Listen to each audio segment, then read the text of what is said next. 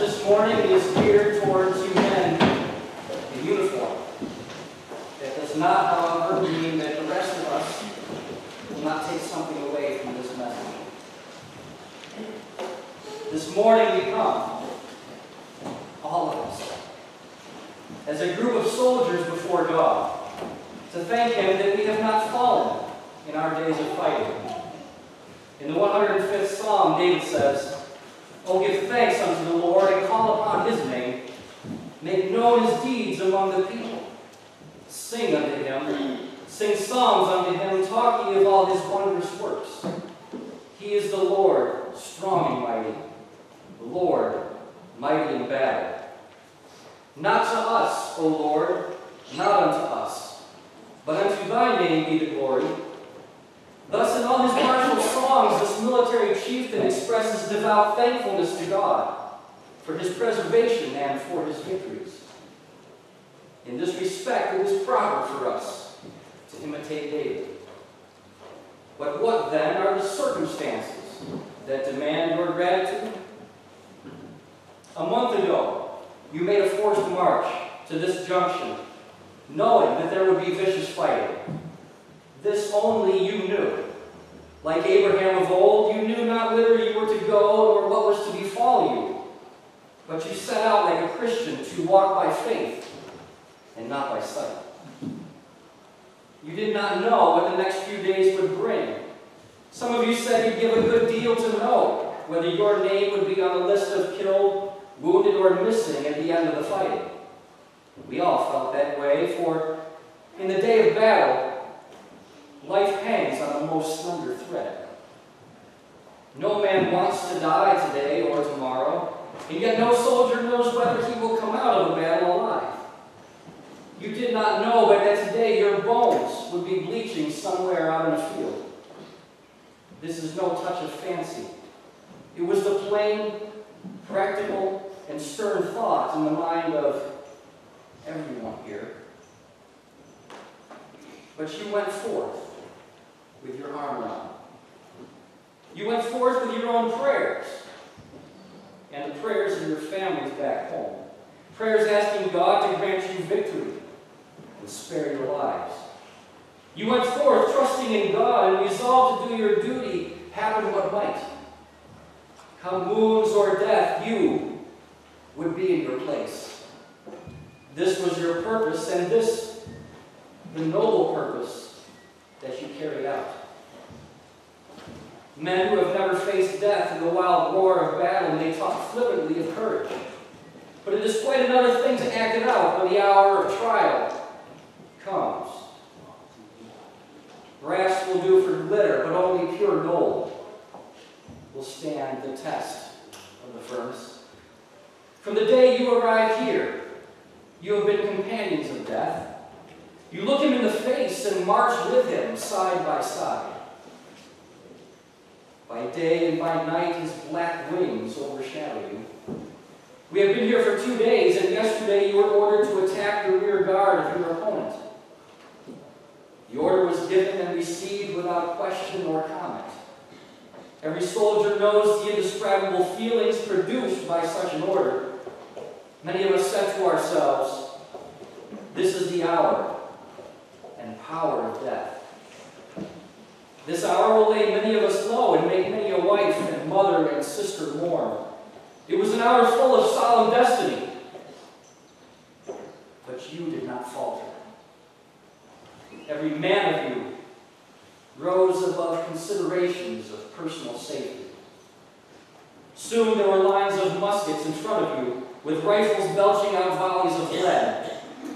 In a hail that came screaming and whizzing, bullets struck all around you. For awful minutes you could do nothing except receive the enemy's fire. But you, it was a remarkable thing, considering the nature of your work, that so few of you were killed or wounded in that first action. Now, my brothers, why was it that every little bush, stump, or stone around you was struck, but you were not touched? Was it by natural law, or a law of chance that you were preserved? Of course, every bullet is governed in its motion and course by what we call natural laws. But these natural laws are nothing more than the usual and ordinary ways by which God brings his purposes to pass. Have you ever heard of a law without a lawmaker? A lawmaker who can control the law at his pleasure? Remember when you took a step this way or that, letting a bullet pass harmlessly by. When you lay down and a ball passed just where your head had been a moment before. You moved your arm or your head a few inches without knowing or thinking why you made such a move, and instantly a missile passed that would have killed or crippled you.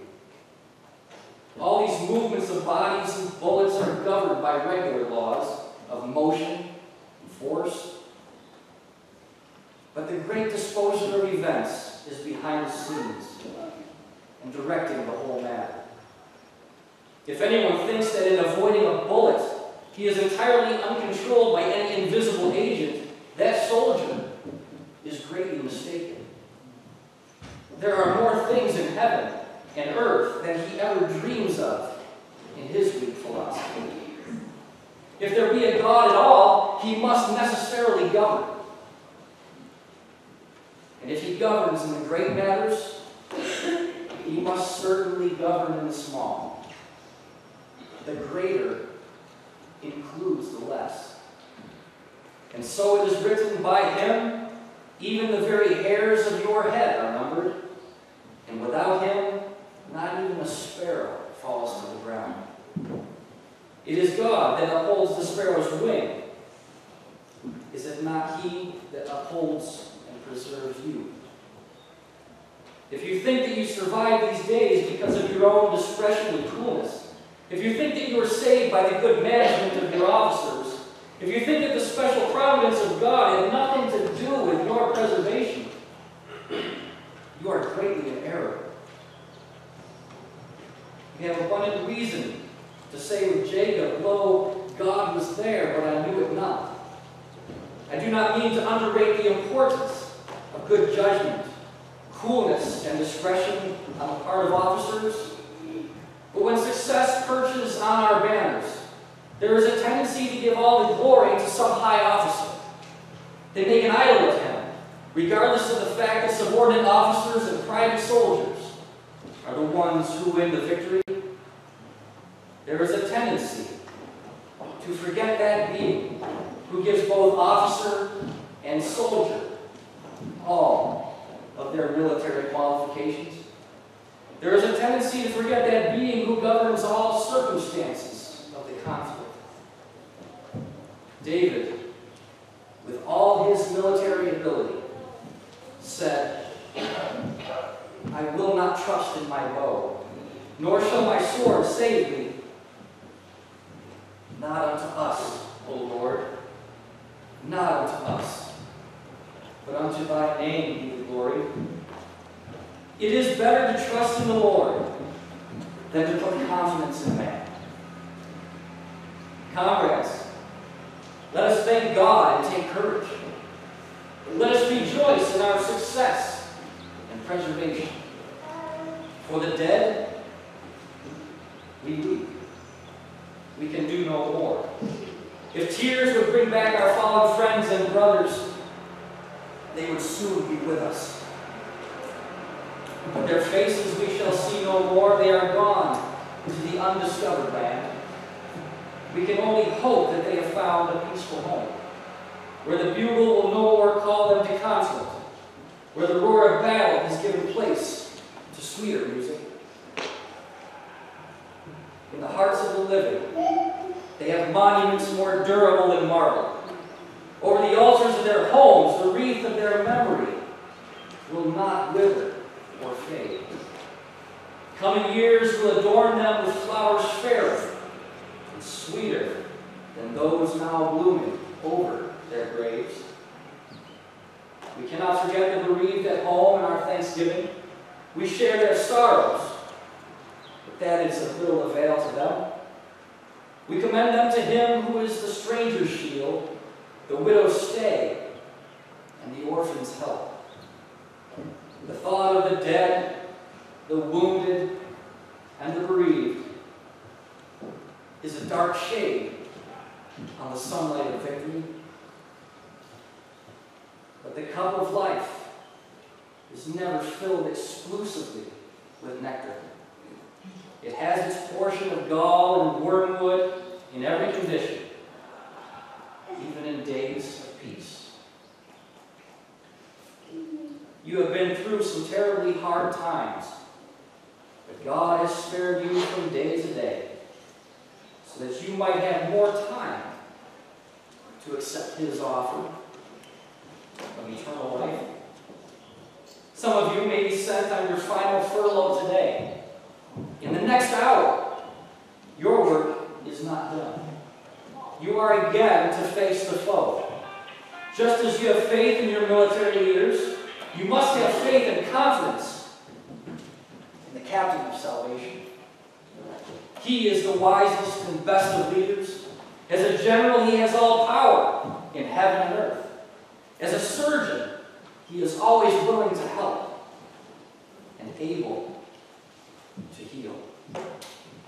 As chief quartermaster, he wrongs no soldier for his own gain, but always has on hand a liberal supply of the best clothing, the white robes of his own righteousness. As chief commissary, he always has an abundant supply of rations, food to strengthen the soul, and pure water from the river of life. As chief of ordnance, he supplies his soldiers with the best of arms and ammunition, the shield of faith, the helmet of hope, the sword of the Spirit, and the breastplate of righteousness.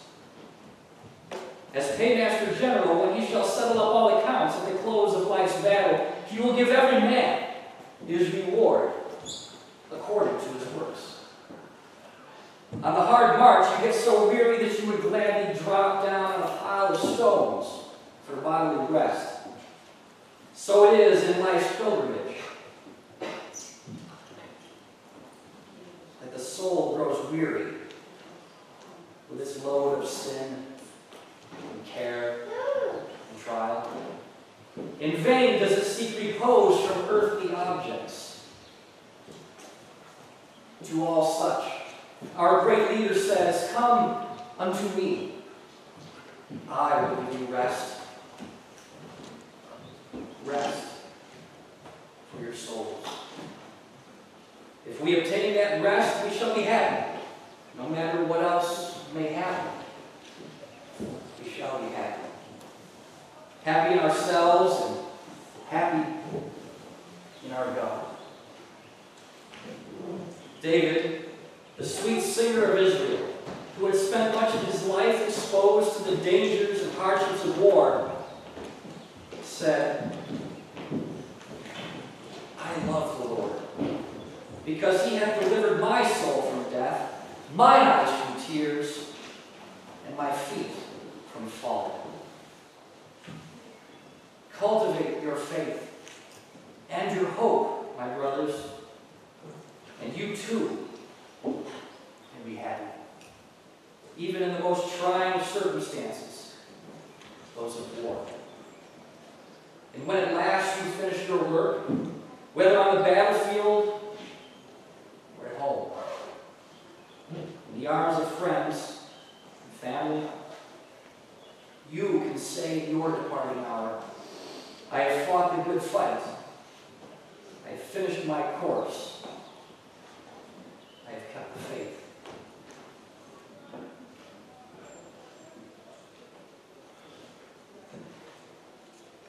Henceforth, there is laid up for me a crown, which God, the righteous judge, will give not only to me, but to all them who love